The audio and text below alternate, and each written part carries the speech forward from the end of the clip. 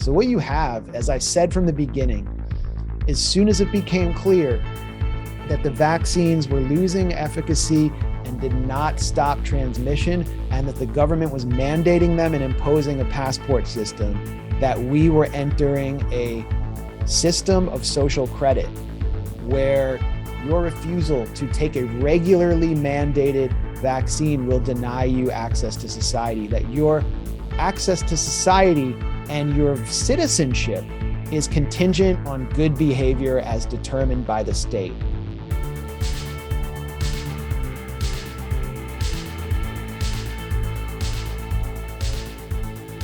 Max Blumenthal, welcome back to the show. Good to be back. Yeah, thank you so much for being back on. I want to talk about a lot of different things today, but the very first thing that I wanted to talk about was Julian Assange. This past week, the US won its appeal, and Julian Assange is now seemingly going to be extradited to the United States. As someone who has covered this story for a while, did you find this surprising? And just sort of making predictions looking ahead, what do you think is going to happen next with Julian Assange? Yeah, I guess I wasn't as hopeful as some others were about the ruling, because you can see that these UK courts have been essentially extensions of the long arm of US intelligence, and that Australia and the UK have surrendered their sovereignty to the US. I mean, they're basically junior partners in this Five Eyes alliance, which is a global listening post, spying operation essentially run by the US. And so much about the UK's economy is contingent on it, and its politics, its entire functioning is contingent on its special relationship with the US. So after Vanessa Bareitzer issued this kind of unusual ruling, the first ruling, which the US appealed, in which she determined that Julian Assange would suffer enormously at a supermax prison in Florence, Colorado, because he'd be held in a cell for 23 hours a day, as all these other prisoners are, mostly people of color. They're basically being tortured, according to this British judge. And she also took into account Assange's psychological fragility at this point, while still affirming this ridiculous Espionage Act indictment, leaving open the possibility for this appeal, in which the UK essentially said that it trusts the US to treat Julian Assange well, and that, people just don't have that bad. Their experiences in prison are great. And while Julian Assange was connected to a video link during the hearing to listen to people denigrate him and basically portray him as a terrorist, he was having a stroke. He had a mini stroke, something that is usually a sign of a greater stroke to come. He's 50, what is he, 50 years old? This is not normal. This is something that's brought on by enormous amounts of trauma and stress and deprivation. He's been in a maximum security prison since April 2019, and before that he was spending several years in a basically 3-room annex within a tiny embassy inside London, surrounded by CIA assets. So here he is already.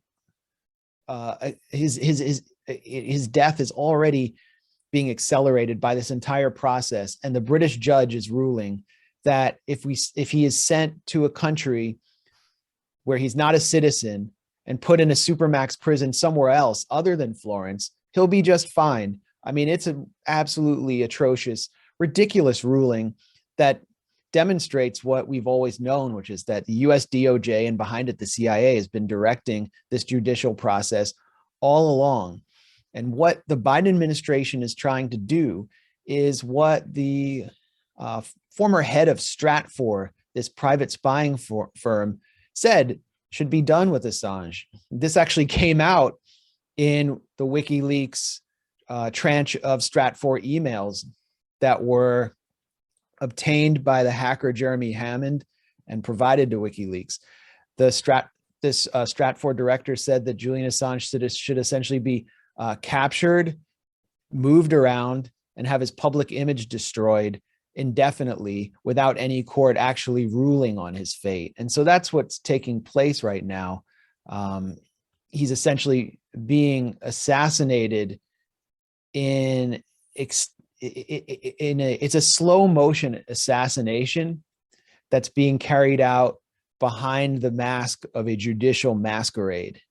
And the person that's fronting this whole thing is Attorney General Merrick Garland, Biden's Attorney General. And there's very little public pressure, very little outcry, to be honest, about what Garland is doing. So I think the battle has come to the US. What happens next? It's hard for me to say. There is an interesting development that I find unusual, which is that a CIA officer who was operating undercover out of an airbase, I think near Dover in England, had run over a teenager named Harry Dunn while he was bicycling along a highway. And she was spirited out of the country by the US, hidden from the UK justice system. Dominic Raab, this British minister, actually promised the Dunn family that he would seek justice for their kid. I mean, this looks like it was like a hit and run, like vehicular. I wouldn't call it vehicular homicide, but this is a felony committed by a CIA agent right in the UK. And the UK government does not seek extradition of Anne Secoulis, the CIA agent. Interestingly, though, days after Assange was, days after the British judge ruled that Assange could be extradited to the US announced that Anne Secoulis would stand before a British judge in a trial over her killing of 18-year-old Harry Dunn. But she won't be standing before the judge. She won't actually be extradited yet. She won't be forced to go back to the country where this alleged crime was committed. She'll be doing it by video link. The whole thing has me wondering if some kind of swap was arranged for Assange. And, that's a question we need to be asking.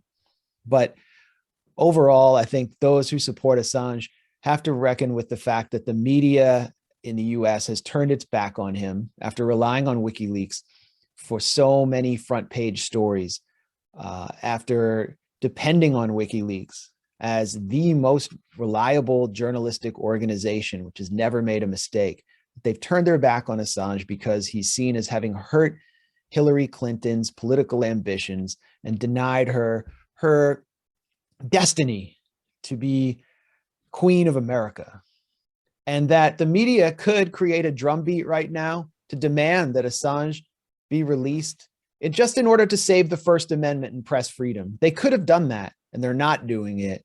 They're either silent or they're lying about him. And then we get a few murmurs here and there from people like Mehdi Hassan, who have to preface everything they say about Assange with, I don't like him personally.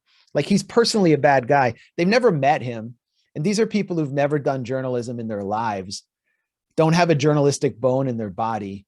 They're just loudmouth commentators who sit in air-conditioned offices in the basement of 30 Rock while Julian Assange is being tortured.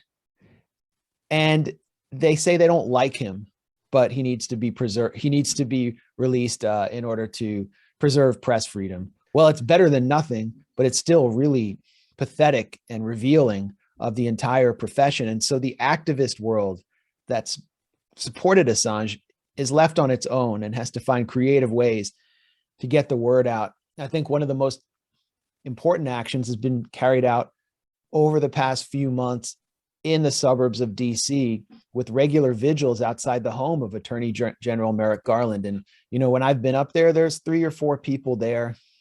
They're singing songs, they're lighting candles, they're holding signs. When Garland or his staff walk by, they're not harassing him. But this is an important action because this is the person fronting this titanic crime, not just against the journalistic profession, but against one of the most courageous truth tellers of our time. Yeah, I think you actually just answered a question that I've kind of had about this for a while. And that is, why don't folks in the media stand up for Assange? given that they could be prosecuted at some point as well if they were to break a story that the US government didn't like. But that's probably not going to ever happen because they are really just stenographers for the establishment. They just say whatever is on the teleprompter. They never actually break any controversial stories. I mean, it's rare that, you know, the New York Times publishes an article that the government doesn't, you know, approve of on some level, or, you know, maybe it happens years after the fact if it is controversial. But one thing that I find, you know, and this touches on a lot of different subjects, but you know, especially on the subject of Julian Assange, one issue where it's most frustrating is the quote unquote progressive left media, where you see so many different progressive outlets that should be standing up for Assange, and that, you know, years ago were probably doing the right thing in reporting the leaks that WikiLeaks was putting out. And now we've kind of seen them, as you mentioned, saying he's a bad guy, trying not to talk about him, just kind of going along essentially with corporate media and tacitly approving of his prosecution. I know a while back you talked about some NGOs and some billionaires who, you know, are funding progressive media, and how that could have an influence on the Julian Assange case. Do you think that that's still the case, where you have, you know, big money really influencing these left-wing media outlets to go after Assange? Yeah, I think the big money is influencing the NGO world, the kind of press freedom industrial complex, which was silent for many years until the situation grew so grave that Assange was locked in a maximum security prison and put before a British judge to be extradited to the US. Then we saw Reporters Without Borders. Rebecca Vincent has done an excellent job there of being a voice for Assange and really committing herself day after day to being an advocate for him. And for WikiLeaks, this is what the NGOs should have been doing.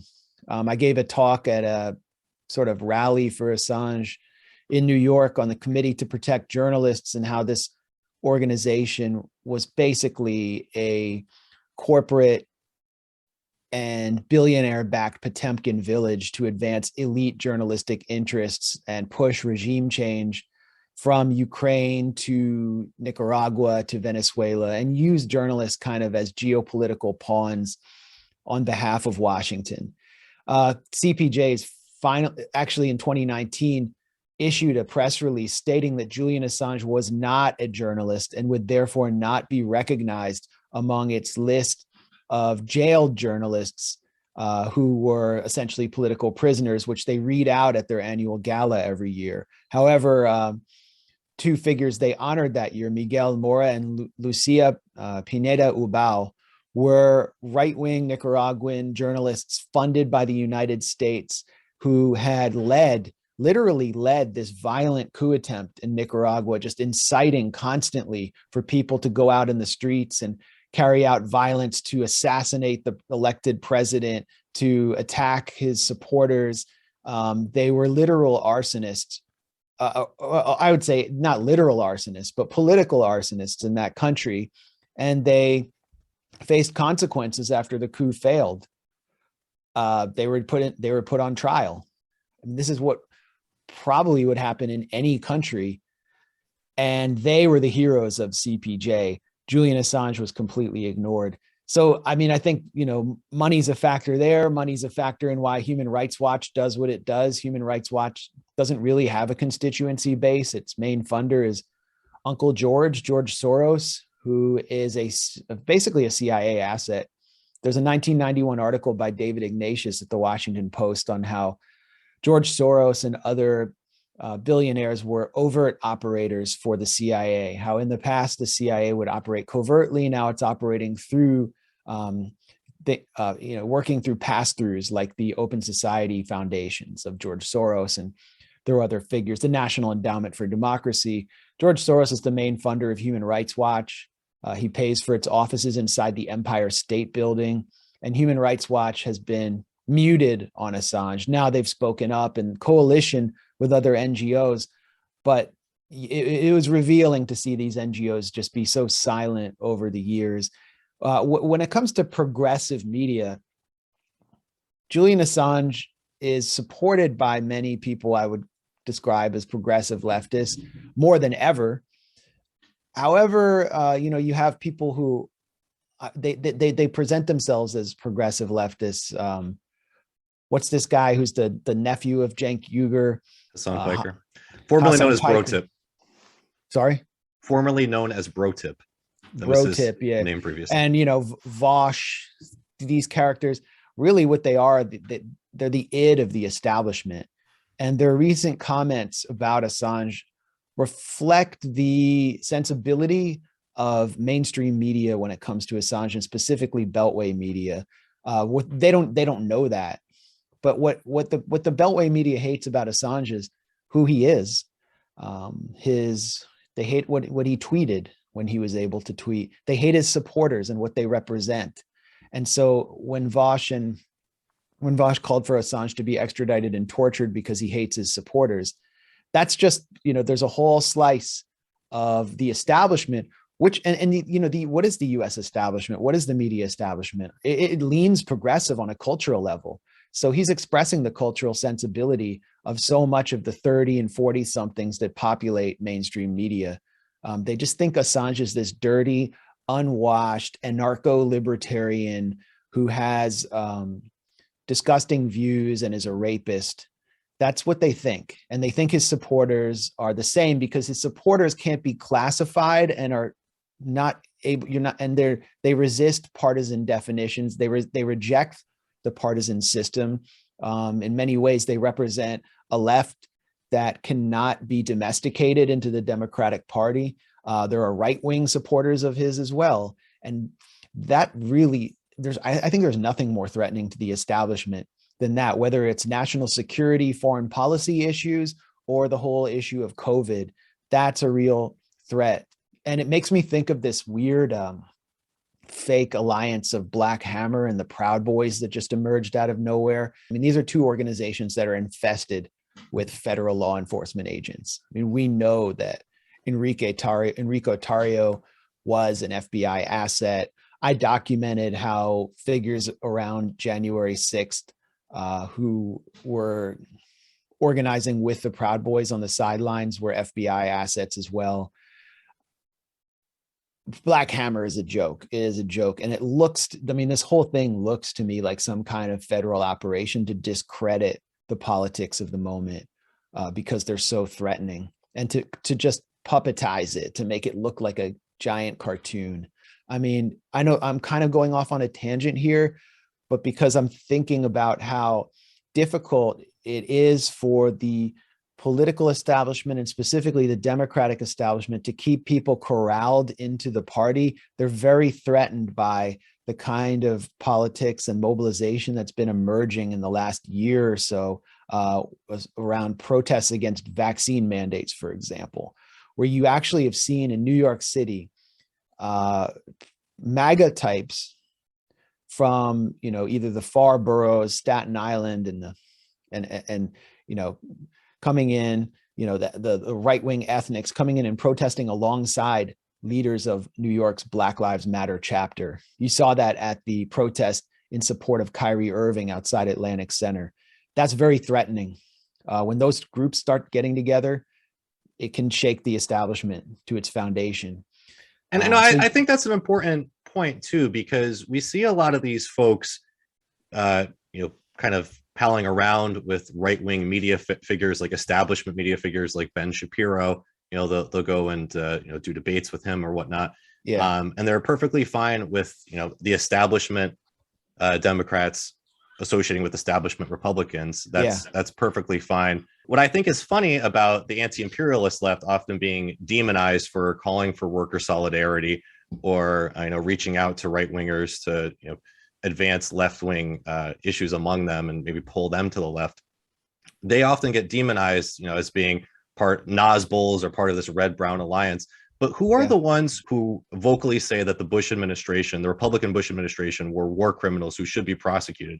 That's the anti-imperialist left. I don't hear any of these Beverly Hills bread tubers or people at TYT ever bringing that up. It's always the anti-imperialist left. George Bush is a mass murdering war criminal who organized a torture program. He is the moral superior of no one. In fact, no one is the moral inferior of George Bush. He's as bad. He's worse than Charlie Manson. He's got a much bigger kill list than Charlie Manson. George Bush is a homicidal maniac and should be in The Hague. Those of us, I mean, particularly in my generation, I'm a Gen Xer, so we remember the Bush era.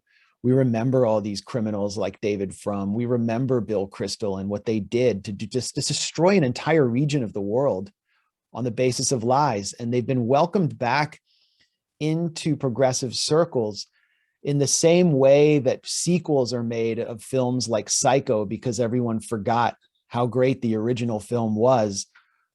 It's just all about cultural and political amnesia. And the progressive left suffers from cultural amnesia. I would just say that the center left in the US suffers from this kind of amnesia, where people like William Kristol get to ride around in a limo with Ari Melber, who I actually used to work with at The Nation and is now an MSNBC host, for a segment called Woke Bill Kristol, alongside Fat Joe, this washed up South Bronx rapper who was never good in the first place. And he never had to recant his support for the Iraq war. All he had to do was make Ari Melber feel important.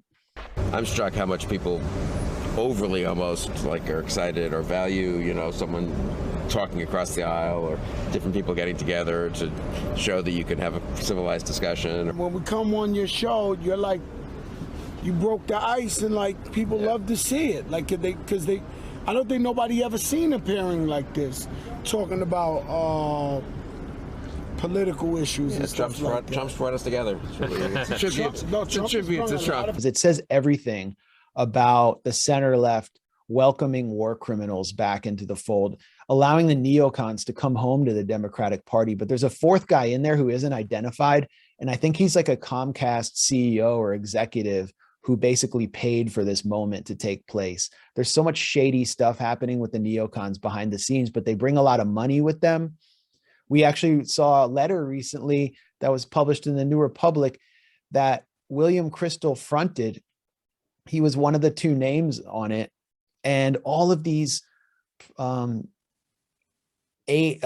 boomer, boomer center leftists and Noam Chomsky and Adolph Reed signed on to it as well. And it was about just like, we need to come together to save democracy against the evil fascist right wingers. So like Chomsky and Adolph Reed were willing to sign a letter that Bill Kristol co-authored. They were willing to do that. They don't care that Bill Kristol's main legacy, his central legacy, is everything they claim to be standing against, and all the racist propaganda that the Weekly Standard pushed as well about welfare queens and immigrants. They just were willing to overlook it because they're so scared of bad orange man and the January 6th deplorables. And I really think there should be a retirement age for some of these progressive gurus. I mean, your interview with Noam Chomsky was honestly, like watching it, it kind of felt like elder abuse at certain points. And he played a part in my political formation, but now I just think he should enjoy his time in Arizona and just stop. One thing that I think I kind of noticed when I was becoming politically aware was sort of the infiltration of the anti-war movement during the Bush years, and how you'd had like these anarchist protests and these really massive protests against the Iraq war, and then they were happening all over, not just in DC, but like at state capitals and whatnot. And then slowly over time, you'd start seeing more Democrats showing up, and you obviously saw the Democratic Party adopt a lot of anti-war rhetoric. And Barack Obama really won in 2008 because he was against the Iraq war. And something that I think kind of goes hand in hand with what we're talking about here is it seems as though around that time, not just big money, but also the intel agencies, I would say as well, they kind of shifted from targeting the right or targeting patriotic folks and kind of that post 9/11, let's all come together, rally around the flag. I think it kind of shifted to being more targeted towards progressives and getting the left to come more in line. I remember around 2007, there was a poll where I think it was about 37% of Democrats believed that Bush had some knowledge of 9/11 before it happened. And I think that, after that time period, it seems as though there was a major effort to kind of get people to come back into the fold, get them to not question the establishment as much in the same ways. And that's why we're kind of seeing today where the establishment has sort of this progressive branding over it. I'm a woman of color. I am a mom. I am a cisgender millennial who's been diagnosed with generalized anxiety disorder. I am intersectional, but my existence is not a box-checking exercise. I am a walking declaration, a woman whose inflection does not rise at the end of her sentences, suggesting that a question has been asked. I did not sneak into CIA. My employment was not and is not the result of a fluke or slip through the cracks. I earned my way in, and I earned my way up the ranks of this organization. I stand here today a proud first-generation Latina and officer at CIA. I am unapologetically me. I want you to be unapologetically you, whoever you are. Know your worth. Command your space. Mija, you're worth it.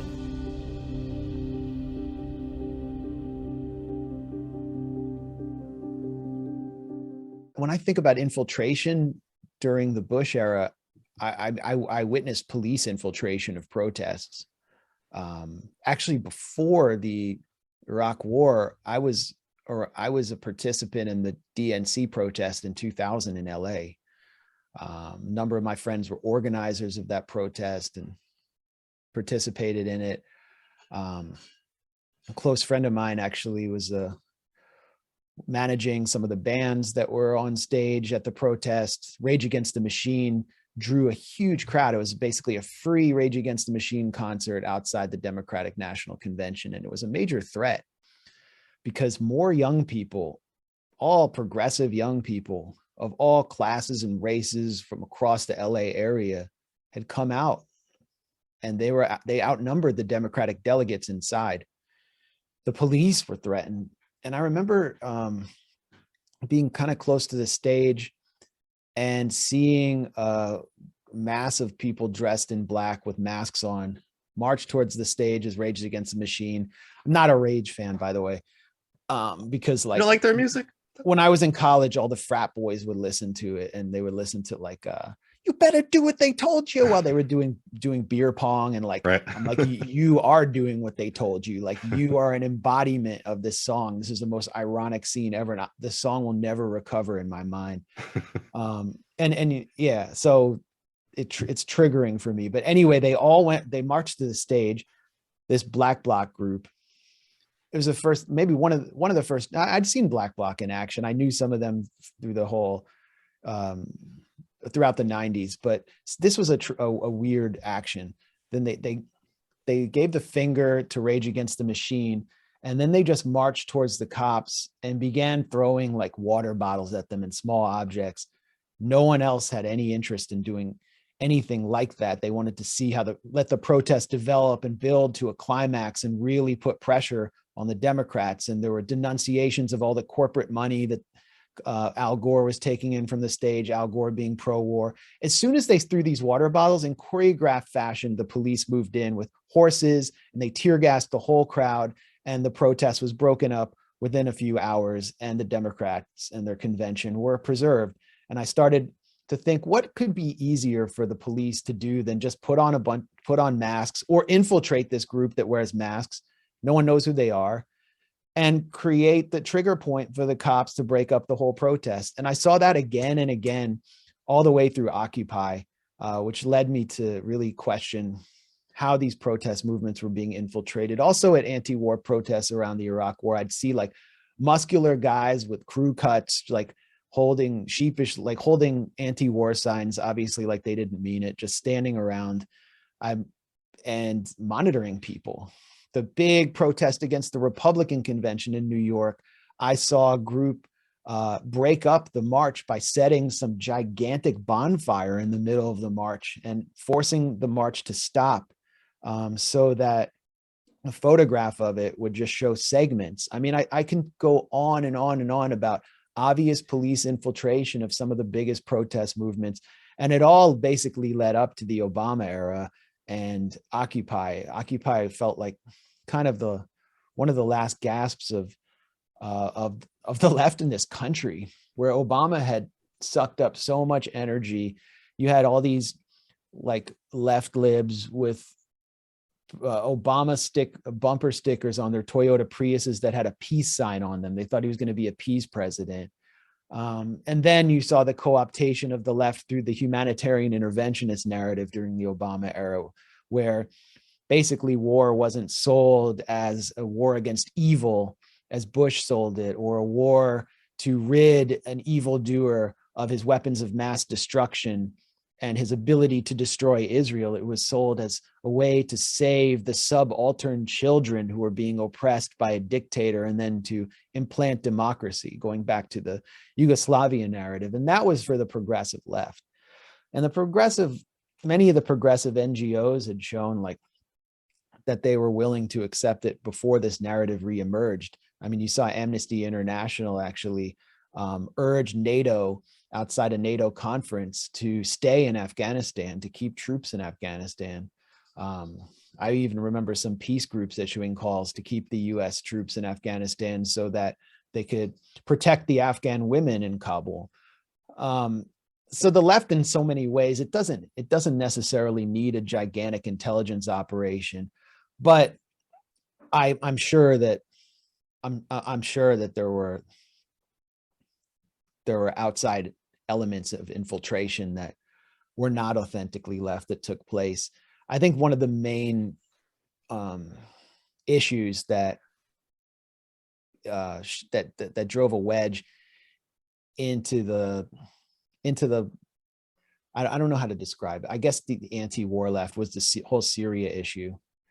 And what we have an article at the Grayzone, me and Ben Norton wrote about this group called the International Socialist Organization, ISO, and how they basically infiltrated the DSA, and they've worked alongside Jacobin, and they have held this annual conference in Chicago called just the Socialism Conference. I actually went to it one year and I found it kind of bizarre. There was a ton of money behind it. I mean, they were in a very Tony hotel outside Chicago, and they always get some celebrity speaker like John Cusack to speak there. And it was just a weird event. This is a Trotskyist organization. They're for regime change in Cuba. They've pushed regime change in Cuba, regime change in Nicaragua, regime change in Venezuela. They always have some seminar about that. And in 2019, they started pushing the new Cold War line on China. And me and Ben Norton documented how many of the speakers who were appearing at this conference were labor. They were focused on labor in China, and their organizations were sponsored by the National Endowment for Democracy, which is a literal CIA cutout. It's the regime change arm of the US government. We also documented how one of the top ideologues of the ISO, who infiltrated the DSA's international committee, Dan Labatz, had brought so-called Nicaraguan students in masks to an event in New York to pump up support for the coup that was taking place in Nicaragua at the time in 2018. And those same students who were wearing masks, who refused to identify themselves, had met with Ted Cruz, Marco Rubio, and the former neocon representative Ileana Ros-Lehtinen in Washington, maskless, out in the open, and had been brought there by Freedom House, another regime change cutout of US intelligence funded by the US government. So there's some hard evidence there that really harkens back to the Ramparts investigation of these of how the CIA infiltrated student organizations through the Congress on Cultural Freedom and so many other groups. This was all exposed in 1968, 69 in Ramparts. And what Ramparts showed was that the CIA was working through various foundations and fronts. And I mean, the influence of foundations on the left as a whole has been not just toxic, but terminal. in Well, shaping these kind of politics that you described, this woke interventionist politics. and it's funny because when you said the ISO, I remember that I had heard that before. They actually were involved in a controversy previously between Howie Hawkins of the Green Party and Jimmy Dore. When Howie Hawkins was running for governor of New York, the ISO rescinded their endorsement of him because he had appeared on a show with Randy Credico and Jimmy Dore, and they described Jimmy Dore as an Assadist. Could you speak to, I mean, do we know anything about their funding or just anything else about this organization? Yeah, they're funded through the Haymarket Foundation, which is itself, it's basically a pass-through for the Lannan Foundation. And the Lannan Foundation represents the legacy of the chairman of or founder of ITT, which was a major corporation. And instead of giving his kids like trust funds, he set up this foundation for them. They're based out of Santa Fe. You know, they've backed tons of people's work. They've gave me an award for my book, Goliath. I didn't even know who they were. And were very supportive. Then, you know, I gave a talk in Santa Fe about the book, and then I never heard from them again. It was really unusual. They're also a big supporter of Democracy Now! And I never was on, I don't believe I was ever brought on Democracy Now! After that talk, which I thought went really well. Amy Goodman was brought in to interview me, and I spoke to John Pilger about this. Pilger's been public about this, that he got an award from the Lannan Foundation. They set up an event for him in Santa Fe, and then at the last second, the plug was pulled on the event, and he was never brought on Democracy Now! Again. Maybe he has been subsequent to that, but that's what he said. And so, you know, here's a case of a foundation really with not necessarily the most progressive directors pulling the strings of a whole host of putatively leftist organizations, including Haymarket Books, which, you know, they publish some really good titles, but they've also published books that are just straight up arguments for regime change in Syria. Yassin Haj al-Saleh is a exiled Syrian intellectual who's a self-proclaimed Marxist who has a outlet called Al Jamhuriya, which is sponsored by various intelligence cutouts, including the European Endowment for Democracy. And he himself was named in State Department cables as a US government informant against the Syrian government. Those came out, you know, in Cablegate on WikiLeaks. And this is someone who's been published by Haymarket. His book was blurbed by Charles Lister, who is a Gulf-backed pundit whose job is basically to cheerlead for all of the Al-Qaeda affiliated groups in Syria. This is, I mean, you know, we really took a close look at this at the Grayzone, because these were the groups that and people who are constantly attacking us, who are constantly smearing us. And we were wondering what the hell was going on. And when we figured it out, it really started to add up that this isn't just some organic movement within the left. It is a counterinsurgency operation. But one thing that I think is evident is the fact that it is so transparent. Again, I mean, it's multifaceted, right? I mean, we were talking about ISO and DSA. Obviously, you know, all these different organizations, it is very multifaceted and I'm sure nuanced. And again, I'm sure that there's a lot of well-meaning people involved in these different organizations and whatnot.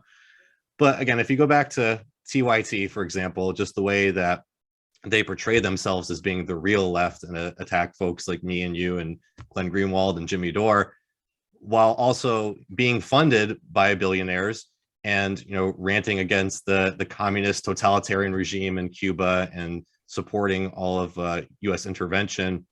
Anna Kasparian ranting against the homeless. Like, it just seems so transparent that they represent the establishment. So do you think that, I mean, again, these progressive media outlets, do you think that they really do have an effective impact on the left still, or do you think that a lot of folks are starting to see through it? Yeah, I don't think TYT's funding explains their opinions. If Jeffrey Katzenberg hadn't come through with 20 million or whatever, they would still be saying what they're saying. I actually don't think like Cenk or Anna are that cynical. I think this is what they genuinely believe. They have always been Democrats at heart. They have always had an affection for the establishment. One thing I'd push back on that is Anna Kasparian a couple of years ago, she was essentially saying the opposite about homeless encampments in Las Vegas. And then back in June, when Jeffrey Katzenberg was lobbying the LA City Council to pass an anti-camping law, that's when she just suddenly randomly started ranting against the homeless. So, I mean, who knows? I can't impute motivations to people that I don't know, but I do know that she seems to have an affinity. She just reflects the sensibility of a lot of rich liberals, especially those of a particular generation who don't want to be seen as unhip Democrats when the Democratic Party's credibility among young people is at an all-time low. I think a lot of these people, a lot of these pundits, like if you just took them in a time machine back to 2004, they'd all just be supporting Howard Dean. And they all, at the end of every election, they all fall in line with the Democrats anyway, because they're so scared of whatever crazy fascist the Republicans run. That's pretty much what it comes down to. And then, they lack an identity. They're not exactly intellectually curious people. So they lack an identity. A lot of what they say is received wisdom. They develop views based on their Twitter algorithms and the various echo chambers they're in. And then they have to but they do also consolidate their identity against an outgroup of people like us who won't fall in line. Jimmy Dore would be the ultimate representation of their perceived enemy or their designated enemy who helps them define their identity, because they see him as just sort of politically irresponsible. He criticizes the Democrats too much. He attacks them too much. And so he's giving ammunition to the Republicans, and he wants people to die because he opposes vaccine mandates. So they become the responsible progressives, the responsible, respectable left who can still get respect from their parents at Thanksgiving and ultimately, that is how they make themselves a channel for funding from people like Jeffrey Katzenberg or some foundation, which has to have a board meeting and decide, along with all of these, elite wankers, which progressive organization to fund. And so they're not going to fund the dirty left, the Assadists, the Kremlin shills, the anti-Semites and the anti-vaxxers. No, you can't have one of those labels, and you can't engage any of these issues that are forbidden to touch within progressive circles. I mean, there's like an electrified fence with barbed wire around so many issues that are untouchable if you want to be seen as respectable. And I think that's the separating line with those pundits or influencers and you and I and Jimmy Dore and so many others. So one issue that I want to talk to you about today was the Green Party, because the Green Party Steering Committee this past week put out a notice saying that they support vaccine mandates, and they got ratioed when they put this out on Twitter. There's obviously a lot of Greens who do not support this. I was speaking with Green Party candidates for local offices, and they do not support this. So obviously, this seems unpopular within the Green Party. Personally, based on my coverage of the Green Party, I don't think that the leadership really cares. Just the fact that they rigged their own nomination in 2020, and the fact that there were so many people pushing back against that, and they did get a little bit of negative coverage about that. So I mean, I personally don't think that they care that much, but I would just be interested to hear your thoughts. Why do you think that the Green Party leadership put this support for vaccine mandates out there? And support for lockdowns. Support for quarantines and lockdowns. This would require a whole show, I think, just because it requires an analysis not just of the Green Party, but of the whole left that exists to the left of the Democratic Party on this issue. And it's a conundrum that emerged since the vaccine mandates began, which began almost immediately at the same time that the vaccine started to demonstrate all of these failures on a population level, because it is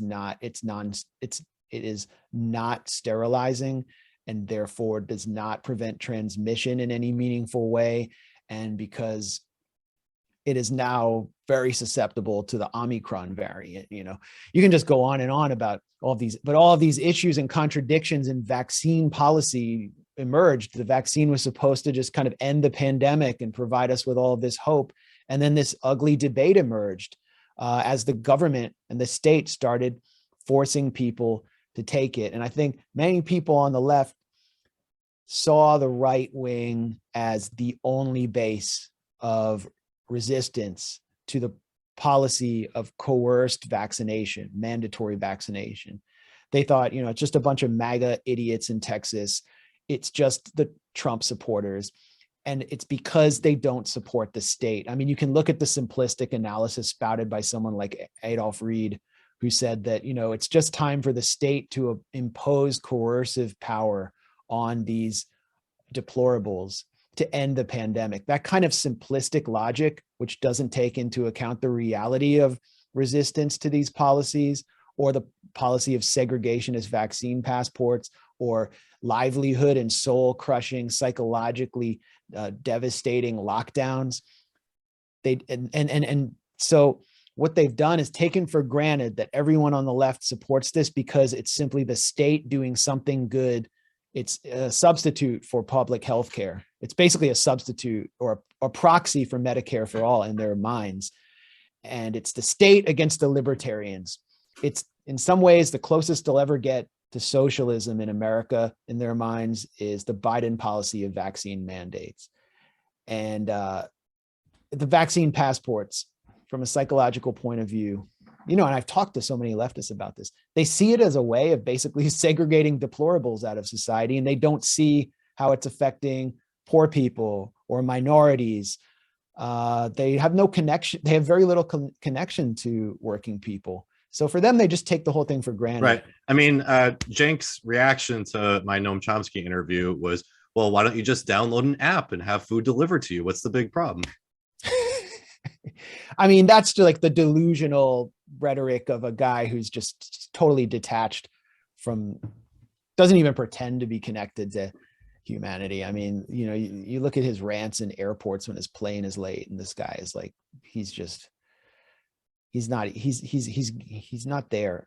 No, but listen, if we just sit here and take it, they'd have us here until 6 in the morning, and then they'd fuck us even harder, okay? So, you're a supervisor, aren't you? Where's the plane? Sorry, I'm not gonna answer your question. No, I know, because I've been here for 4 hours. Don't give me this. Where's the plane? Here, I got a question for you. When did you make the decision that we weren't gonna have a plane? When did you make that decision? Who made the decision? Who made the decision that we weren't?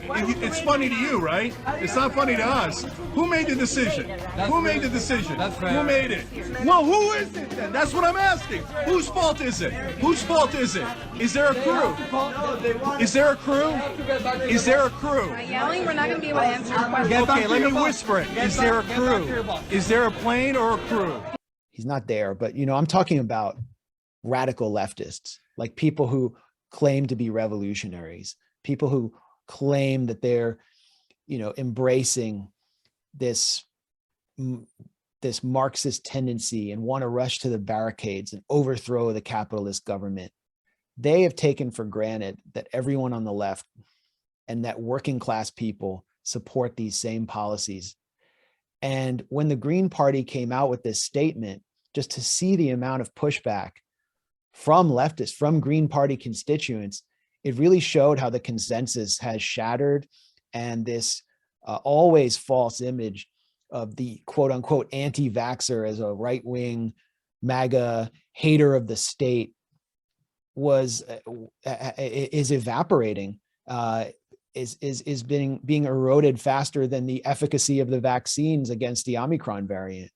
I mean, that's what I saw. Like every comment was, I voted for you in the past, or the only party I ever registered for was the Green Party. and now I don't have a party because the leadership is putting this out there. And other Greens saying, hey, this doesn't represent all of us, this is just the leadership saying this.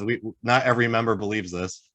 Well, it's not just the Greens, it's like every party, every organized party, those small kind of sectarian socialist parties, every single one takes this same position.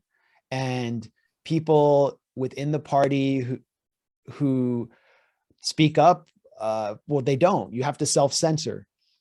People are not allowed to join the party if they take a different position on this issue.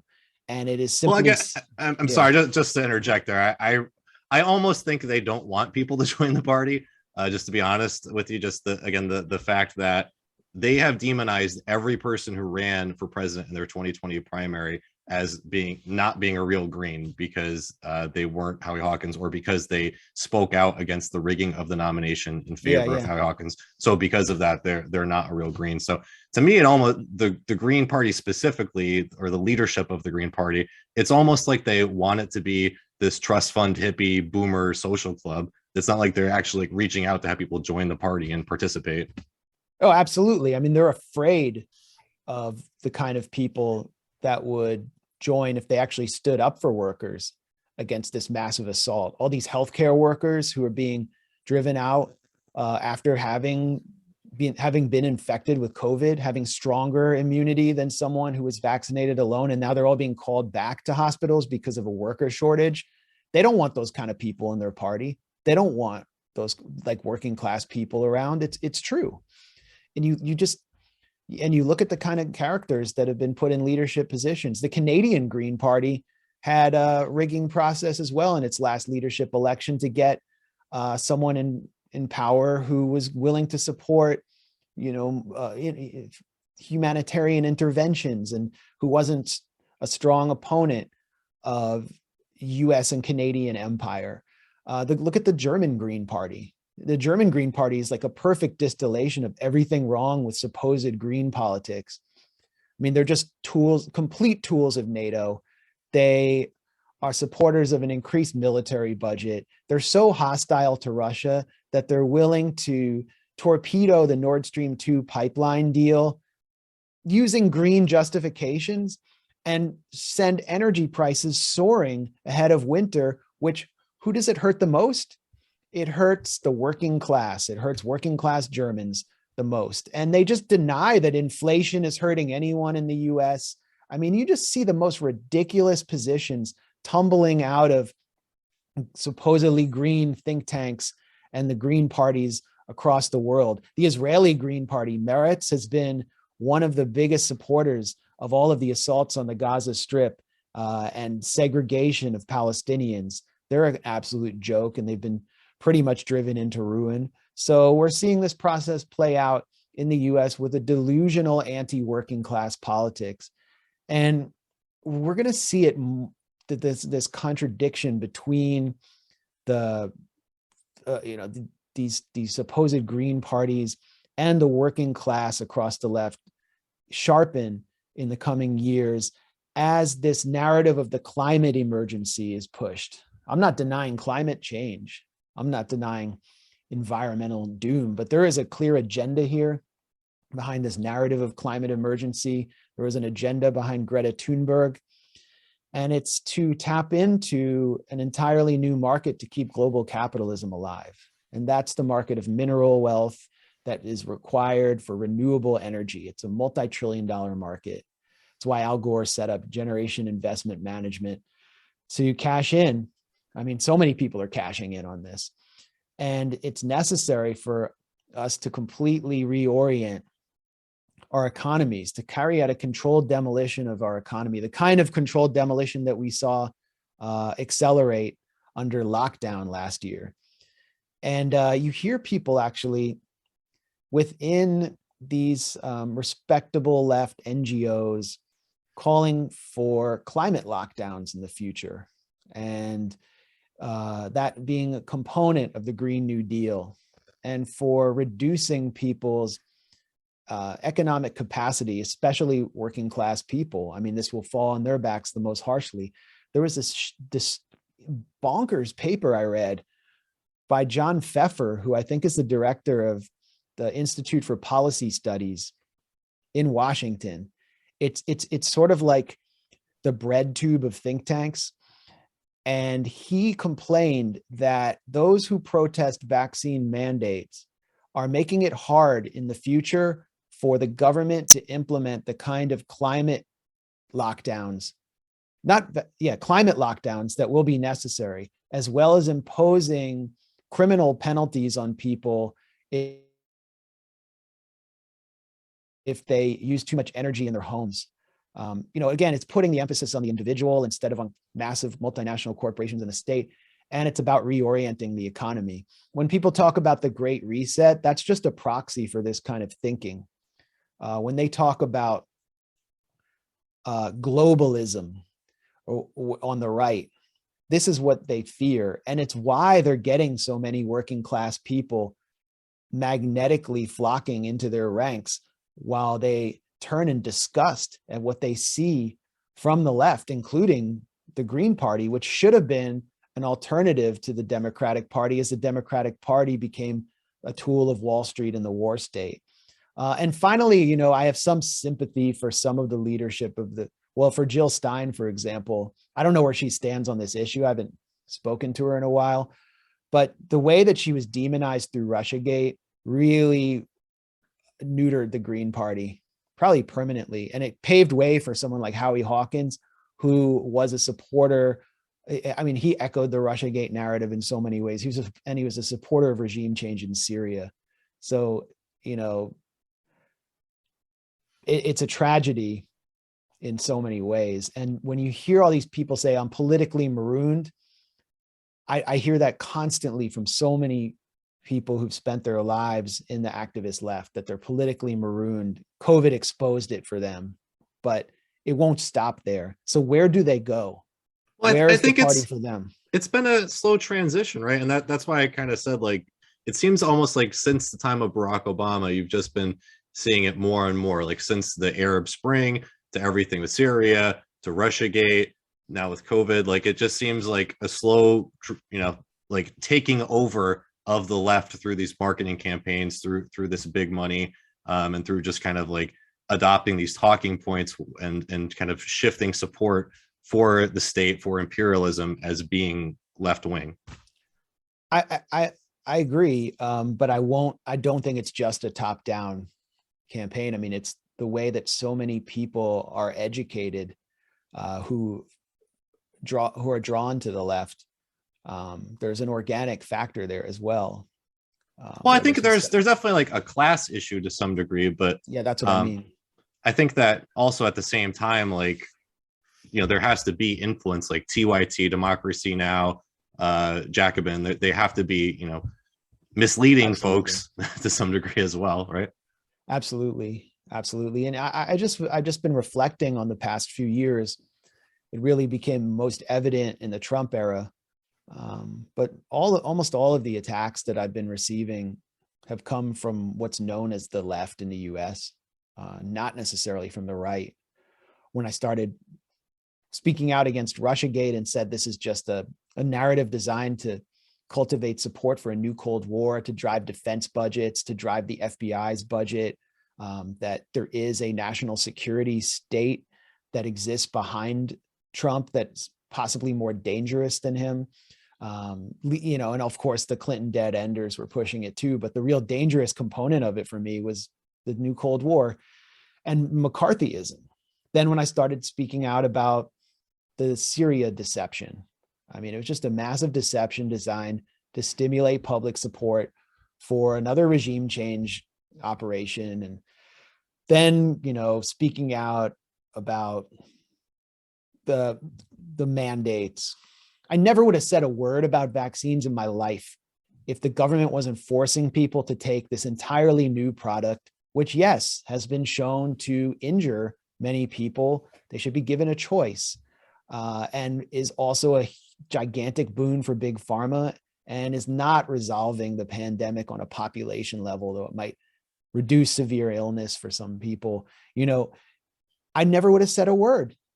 I never talked about vaccines before. So this is all coming from the left too, this ritual stoning that anyone gets if they question this, or they question lockdowns that saw $3.7 trillion transferred upwards as the Fed and central banks just flooded Wall Street, not the economy, flooded Wall Street with money. I mean, one of the fastest upward transfers of wealth in our lifetimes, as the general public lost $3 trillion. And this is because of lockdowns. This is because of the restrictions. And everyone says, oh, it's the pandemic, or they say because of COVID. No, it's because of deliberate policy choices that were wrong. And for saying that, you get pilloried exclusively on the left. And I think so many people go through this and they start to question what the left in the US is, but they can't go over to the other side because the right is so odious on so many issues. So they find themselves politically marooned. And well, it's a way to, it seems as though it's a way to defeat the anti-establishment left, because you market to the left that the left is supposed to support the establishment. And if you're anti-establishment, that means you must be on the right. So it's just a way to destroy the anti-imperialist, anti-establishment left. Right. And I think, it's succeeded, or it's succeeding, but it's not going to stop me from being what I am and always was and speaking out. And, you can look at Twitter not as a barometer of where people in this country or across the West who have access to Twitter are at, but just as kind of a site of ideological contention. But since I've been speaking out more on COVID and publishing these investigative style pieces that just kind of are constantly hammering at the narrative, taking the wind out of the narrative, I've been flooded with private support, letters of private support, DMs from people who all identify as leftists, who say they feel politically homeless, and they're just grateful that someone with some status is speaking up. Then when I talk to people in the media who are leftist, anti-imperialist, anti-establishment types, there are a lot of them deeply disagree with me. They tend to be more affiliated with the organized left. But then there are a lot who do agree with me, and they're just self-censoring because they don't want to experience the attacks, the ugly reputation destruction that they're just not willing to do it. And they think they have something to lose.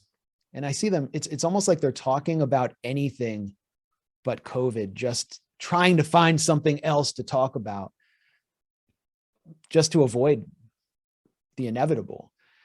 And that's just sad. And I think the stakes are so high right now that it's time to end the self-censorship. I think that's why the Green Party was able to get away with that statement. Nobody would have had a problem with the Green Party saying, we encourage you to take the vaccine or whatever, we'll give you a vegan burger, like Bill Gates plant burger, if you go out and take the vaccine. Every Green Party member gets an Impossible burger. You get lab-grown chicken McNuggets, whatever. No one would have said anything, but they're supporting quarantines, lockdowns, firing workers by the thousands and the millions for not abiding by a failed government policy. And that's the problem. One headline that just came out of the UK is now you need a booster shot to be considered fully vaccinated. So that just represents, the shifting of the goalposts. So now everyone who received the first dose of vaccination or the first two doses, now you need a booster. So you're no longer, people who were fully vaccinated are no longer fully vaccinated. Now you need the booster. First of all, Omicron is said to be mild and very transmissible. So let's say it spreads through the population, gives people, the equivalent of a cold. We can look at like the South African president, Cyril Ramaphosa, who's vaccinated and has it, and he has a mild case. People are getting that all over South Africa. So then they get the natural infection, which produces stronger immunity than the vaccine alone, without the harsh symptoms that we might have seen through Delta that many people got. So it's the equivalent of a live vaccine. It's doing what the vaccine is supposed to do. And those people are still being told they need boosters. They need indefinite boosters. Israel is making preparations to issue a fourth booster. In the UK, yeah, they're saying there will be a third booster, and then it will, once enough people get it, then those who refuse will be denied access to society, to public places in society.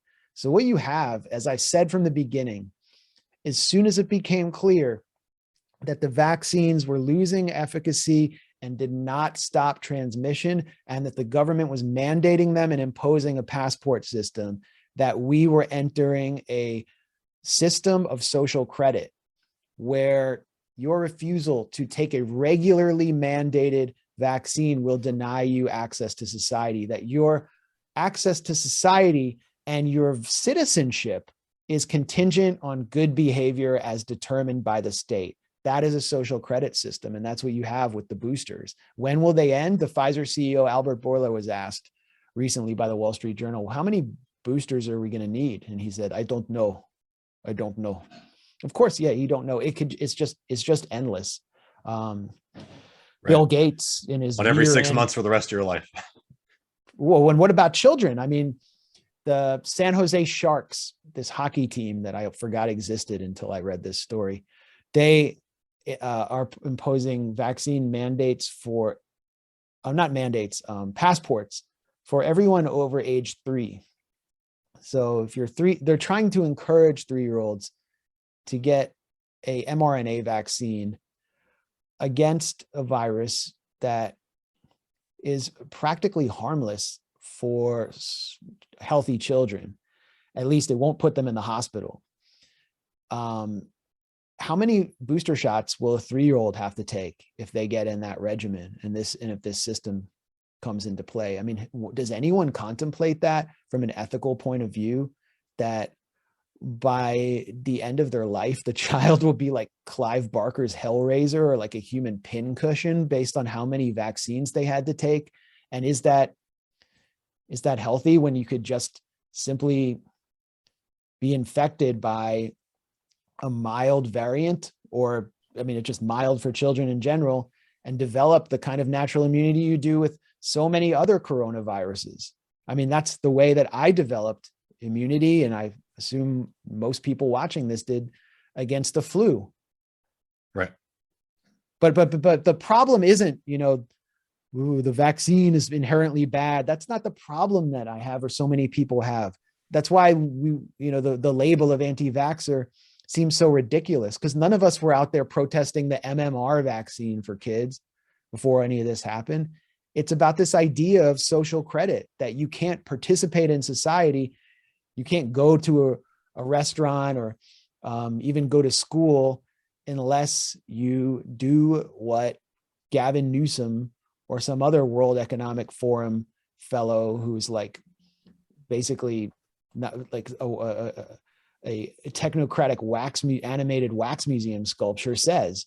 Like, anyone who's like a thinking person should recognize there's something wrong with that. Everyone has a red line. For me, the red line was when the government started to force people to do this and to segregate them from society for not doing it. That's the red line for Jeremy Corbyn, who's finally spoken up against vaccine passports. Jeremy Corbyn's mentor, Tony Benn, great British socialist leader, has always opposed national ID cards and digital ID because state surveillance is the death of any radical or revolutionary social movement. He's always said that. Why is it so hard for the left to get this? So it's not just like traffic laws, is what you're saying. Well, I don't know. My seatbelt has never given me myocarditis. So Max, I know we've gone quite a bit longer than I said we would. Do you have time for a few patron questions? Sure. I don't know what the first one means, but I'm going to ask it. It says, any ideas on how to stop an empire from collapsing? How to stop it? Should we stop an empire from collapsing? I mean, can we stop it? I don't think we have the power to do so.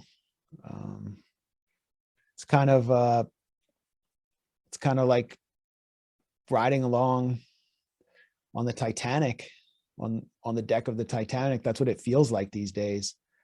At the same time, I would say, I don't take pleasure in seeing the US economy collapse because I live here and many of my neighbors experience it in a more severe way than people who are more comfortable, and many of my friends. So, it's a really depressing scenario. I haven't had time to think about why we should stop an empire from collapsing. I think, if the US is collapsing, it's because it is an empire. So the next one's a little long, so bear with me. Jim Cramer went up against the first article of the Nuremberg Code a week or so ago and said the military should be used to enforce mandates for experimental, risky, and ineffective COVID vaccines. It was rhetoric intentionally designed to inflame political tensions and resistance instead of fostering compliance, and in a country full of gun nuts, could easily get someone killed, including young soldiers just following orders. Is it possible elites want to manufacture domestic terrorism to justify their domestic war as a function of control? And how do you think mainstream media manages to ignore Nuremberg Code implications? Well, we were talking before about the ISO. Jim Cramer was a Trotskyist in college who was a member of the Spartacus League. Funny. Before he became a Wall Street enthusiast. And he talks about it openly. I don't know if that influenced his accelerationist comments, or honestly, I don't know how they comport with Trotskyism in any way. It just seems consistent with what we constantly hear from mainstream media demagogues. And of course, they thrive off of polarization. So that's where and it becomes part of the culture of the corporate media studio, just the way people talk around the proverbial water cooler there. They think in a way that other people don't, because they don't have to deal with the consequences of polarization. Well, it's not just him doing it around the COVID issue. You just see it on MSNBC every day about it. They won't stop talking about January 6th. Fox News does it as well. And I don't know what his intentions were there, but what I noticed with a lot of the extreme rhetoric by the kind of branch COVIDian cultists in the media and the pundits, my view of it is that there are two things that they're doing. But the first and most important one is they're trying to clear space for the Biden administration to carry out a more draconian policy, to bring the hammer down on their perceived ideological opponents, because they see everyone among the unvaccinated as fascist MAGA deplorables. So there's this lady, Leanna Wen, who's constantly being brought out on MSNBC, who is a big proponent of creating a no-fly list of unvaccinated people. She's a former World Economic Forum young leader, or one of those, fellowships that the World Economic Forum Davos has. She had a Boren fellowship, which I think in college is provided by the Pentagon. And then she was the Baltimore Health Commissioner. She was the head of Planned Parenthood for a while, but was driven out. And she's constantly on TV pushing for the Biden administration to do something more harsh towards the unvaccinated. And sometimes I wonder if the Biden administration itself, or elements in the Biden administration, or Fauci and Walensky at the CDC, are putting these people out there to push Biden to go further. I think there's definite coordination between Fauci and the media, between the CDC and the media. And in many ways, they're kind of like an aspect of the so-called deep state, where they're trying to shape policy from behind the scenes, these unelected figures. Fauci being the longest serving, highest paid federal employee right now. So we should question whether Jim Cramer is kind of, you look at the late night talk show hosts, they're doing the same thing. Jimmy Kimmel has called for denying healthcare to the unvaccinated. David Frum just did the same. They're trying to drive policy. And the second thing they're doing is trying to deflect blame from Biden. Because during the Trump era in 2020, no one was talking about the unvaccinated because the vaccine wasn't available. But if it had been, all of the blame would have been placed on Trump. So the unvaccinated are a proxy for a Trump that is not in power, because Donald Trump can't be blamed for all of this. And by the way, he's out there encouraging people to get vaccinated. Right. So last patron question. This question is about a multipolar world.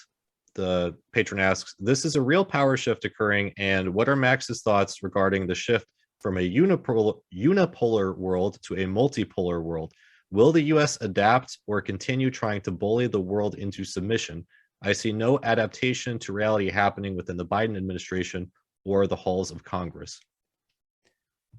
I don't know if there's anything the US can do except sanction and sanction and sanction.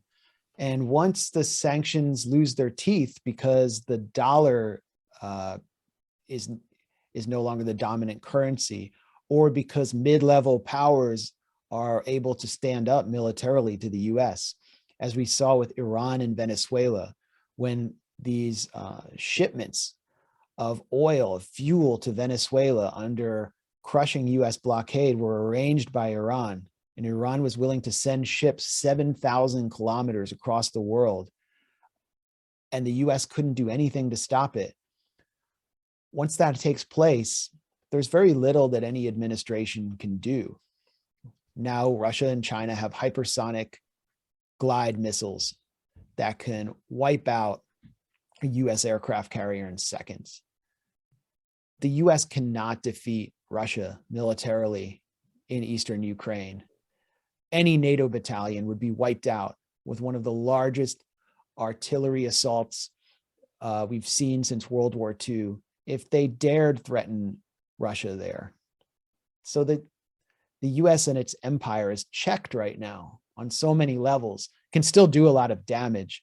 And while we may not be in a multipolar world, I think it kind of increasingly looks like a bipolar world, where Russia and China, two historic adversaries since the Sino-Soviet split, have been brought together by US sanctions and demonizing US rhetoric. And that forms a extremely powerful bloc against US empire that allows countries across the world, including very small, poor countries, to gain leverage against the US, even in the Western Hemisphere. The most recent example is Nicaragua. Second poorest country in the Western Hemisphere, has a independent, nationalist, socialist-oriented government in the Sandinistas, and weathered a US-backed coup attempt in 2018, which really changed the politics in the country. The government of Daniel Ortega tried to maintain good relations with the US, and they reached the end of their patience. And so now what they've done is de-recognize Taiwan. Nicaragua always had relations with Taiwan, and it reaped the benefits of Taiwan exports and infrastructure projects, and it unrecognized them on the day of the Summit of Democracies. It was a huge blow to Taiwan and its right-wing pro-US government, and Nicaragua recognized China. This is just something that was unthinkable 10 years ago. And you have a more assertive China that, is completely different on the diplomatic stage from China 10 years ago, that is willing to take on the burden of this responsibility. Russia as well will step in these countries in Latin America, Venezuela, Nicaragua, wherever else, to provide technical and military assistance, as China provides infrastructure and all kinds of aid in so many forms. And so what these countries now have is a card they can throw on the table. And the next country that's throwing that card on the table is Honduras, right next door, which has elected a center-left president, Xiomara Castro, who is married to the ex-president who was driven out in a Hillary Clinton-supported coup, Manuel Zelaya. And she has proposed the possibility of recognizing China.